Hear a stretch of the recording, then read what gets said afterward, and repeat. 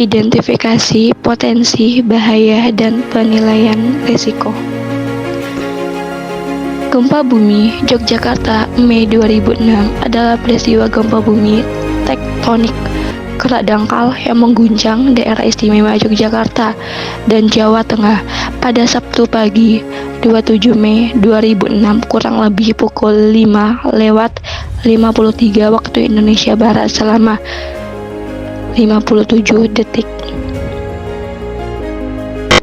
Gempa pada 27 Mei 2006 ini adalah salah satu peristiwa gempa bumi terbesar dengan jumlah korban tewas terbanyak pada tahun 2000-an di seluruh dunia. Total korban tewas akibat bencana ini mencapai 5.778 hingga 6.234 orang, dengan 80% korban jiwa terjadi di Kabupaten Bantul dan Klaten.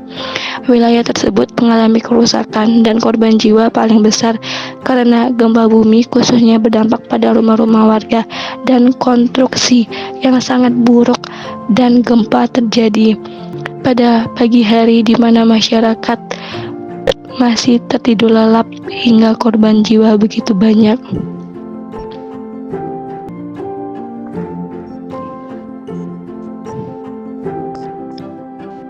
Aktivitas sesar opak dianggap sebagai penyebab utama gempa ini, menyoroti resiko geologi di daerah tersebut. Resiliensi gempa Jepang.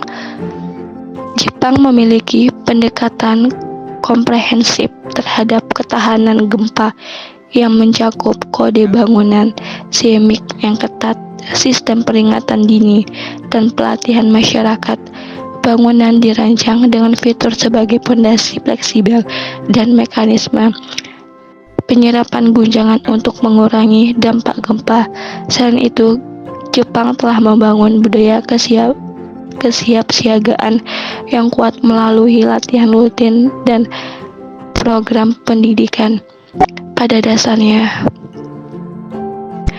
Jepang itu telah mempersiapkan banyak hal melalui teknologi dan pelatihan masyarakat untuk mempersiapkan akan terjadinya gempa yang akan datang di negara Jepang tersebut.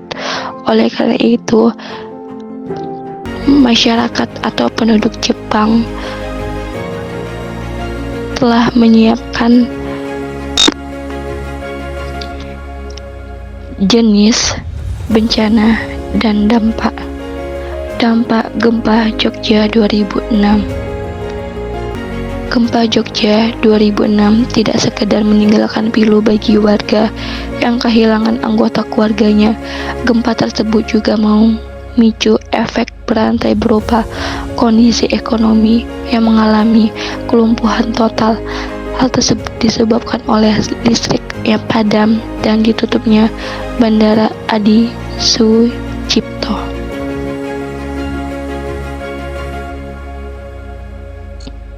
Dampak lainnya adalah dari gempa ini sangat signifikan dengan banyak warga kehilangan tempat tinggal dan mengalami pergeseran tanah. Monumen dibangun di lokasi pusat gempa sebagai pengingat akan bencana ini. Dampak gempa di Jepang. Meskipun Jepang mengalami banyak gempa besar termasuk yang terbaru dengan magnitudo 7,6 pada Januari 2024, strategi mitigasi yang diterapkan telah mengurangi jumlah korban jiwa secara drastis.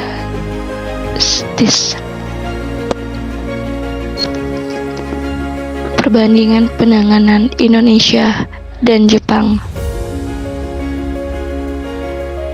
Jepang menunjukkan efektivitas dalam penanganan bencana melalui infrastruktur yang kuat dan sistem peringatan dini yang canggih, berbanding balik dengan Indonesia yang masih menghadapi tantangan dalam mitigasi bencana.